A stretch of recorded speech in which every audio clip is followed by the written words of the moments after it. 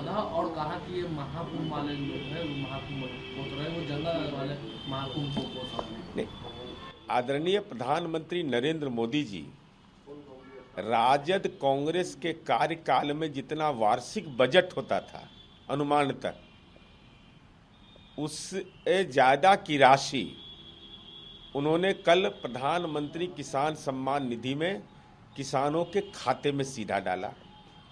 और इस ऐतिहासिक यथार्थ को कौन नकार सकता है कि बिहार में खनिज था, बिहार में हमारे पास मानव बल था, लेकिन भाड़ा समानीकरण की नीति, फ्रेट इक्वलाइजेशन की नीति अपना करके बिहार के विकास की जो पटकथा लिख सकता था वो हमको यह सुविधा नहीं दे करके दूसरे राज्यों को प्रदान किया गया।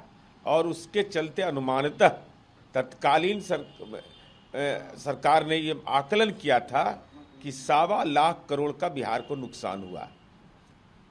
कल कारखाने हमारे सीमित हुए, हमारे जो खनिज उत्पादन थे उसको बाहर भेज दिया गया, तो निश्चित रूप से बिहार को इसका घाटा हुआ। और राष्ट्रीय जनता दल का जो शासनकाल था जिसमें शासन तंत्र नाम की कोई चीज ही नहीं थी, विकास कोई एजेंडा ही नहीं था, तो उन्होंने इस बात की चर्चा की भी वैसे लोग जो कांग्रेस राजद को, जिन लोगों ने राजद के बारे में कहा कि जो लोग चारा खाते थे वो आज किसानों की बात करते हैं, तो स्वाभाविक रूप से तो बोलने का अपना लहजा होता है।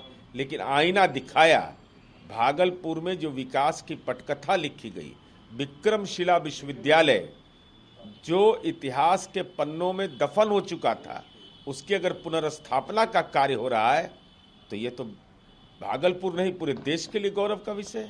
प्रधानमंत्री नीतीश कुमार जी को लाडले मुख्यमंत्री भी बताया। माननीय मुख्यमंत्री नीतीश कुमार जी को क्लाइमेट लीडर कहा गया है, ग्लोबल थिंकर कहा गया है, सावित्रीबाई फूले पुरस्कार मिला है, तो निश्चित रूप से माननीय मुख्यमंत्री जी की कार्यशैली को, अब भाषाई रूप से लाडला मुख्यमंत्री का मतलब क्या हुआ, जनता के लाडला हुए। आज 20 वर्ष से बिहार के मुख्यमंत्री के रूप में वो सत्तारूढ़ हैं, बगैर कोई दाग के, कोई दाग नहीं लगा सकता, कोई भी उनके ऊपर में सार्वजनिक जीवन के मापदंडों के उल्लंघन का आरोप नहीं लगा सकता, संवैधानिक संस्थाओं के सम्मान के लिए जाने जाते हैं, कभी केंद्र और राज्य सरकार के बीच टकराव का वातावरण नहीं बनाया, चाहे विरोधी दल की सरकार ही क्यों नहीं हो। तो ये नीतीश कुमार जी की कार्यशैली को उन्होंने लाडला मुख्यमंत्री कहा, तो ये तो बिहार की जनता के लिए गौरव का विषय है। लालू यादव ने ट्वीट किया और कहा कि पीएम में झूठ के मापने का कोई पैमाना होता तो वह टूट कर चूर चूर हो जाता। देखिए, अब आदरणीय लालू प्रसाद जी ट्वीट करते हैं तो जग हंसाई करते हैं, राजनैतिक रूप से तो आपको नज़रबंद कर दिया गया है। आपके जिम्मा महुआ बाग का मकान बनाने का जिम्मा मिला हुआ है, न्यायपालिका ने चुनाव लड़ने के अयोग्य घोषित कर दिया, तब भी जिसने होता है बिन बुलाए मेहमान, वही हाल है लालू जी आपका। राजनीति में रहने का आपका कोई औचित्य नहीं है, जब चुनाव ही आप नहीं लड़ सकते हैं न्यायपालिका के फैसले के आलोक में, तो आप ट्वीट का खेल करते हैं, इसीलिए आपके बेटा को जनता क्विट कर देती है। ये आरजेडी सांसद मनोज ने कहा कि जब चुनाव नजदीक आता है तो प्रधानमंत्री अपने वैचारिक और भाषाई संतुलन को खो देते हैं और इतिहास में उनको वापस देखना चाहिए। जंगलराज अगर लालू यादव और कर्पूरी ठाकुर उत्तर भारत में नहीं थे तो क्या उनकी पार्टी ने उनका सम्मान नहीं किया। बिहार में किसानों की समस्या देश के बाकी हिस्सों से अलग है और बिहार को विशेष का दर्जा कब देंगे। राजद सांसद माननीय मनोज झा जी जननायक कर्पूरी ठाकुर का अपमान करने का प्रमाण है कि माननीय लालू प्रसाद जी उनको एक जीप देने को तैयार नहीं होते थे लाने के लिए। कहते थे मेरे जीप में पेट्रोल नहीं है, वो रिक्शा से चले आएंगे। किंग मेकर थे लालू जी, तो क्यों नहीं जननायक को सम्मान मिला। जननायक को भारत रत्न मिला एनडीए की सरकार में, और आप जननायक कर्पूरी ठाकुर की विरासत का दावा करते हैं जब पंचायती राज में आपने आरक्षण नहीं दिया, अति पिछड़ा के सशक्तिकरण के लिए छात्रावास नहीं बनाया, पिछड़ा वर्ग अति पिछड़ा वर्ग विभाग सरकारी विभाग राष्ट्रीय जनता दल के कार्यकाल में नहीं बना, और आप जननायक की विरासत का दावा करते हैं। ये बिल्कुल ही बेमानी है, हास्यास्पद है। यूपी सीएम योगी आदित्यनाथ ने कहा है कि विरोध ने जिस तरीके से महाकुंभ के बारे में कहा कि विशेष जाति के एक व्यक्ति को महाकुंभ में प्रवेश करने से रोका गया, हमने कहा था जो लोग सद्भावना के साथ आते हैं वो लोग जा सकते हैं, लेकिन अगर कोई दुर्भावना इरादे के साथ आता है तो वो मुसीबत में होंगे। हमने लोगों के धार्मिक समस्याओं के बारे में नहीं खेलने का। समाजवादी पार्टी ने विपरीत और उनके सीएम ने उनको कहा था कि महाकुंभ की निगरानी करने से कोई व्यवस्था को नहीं देखें।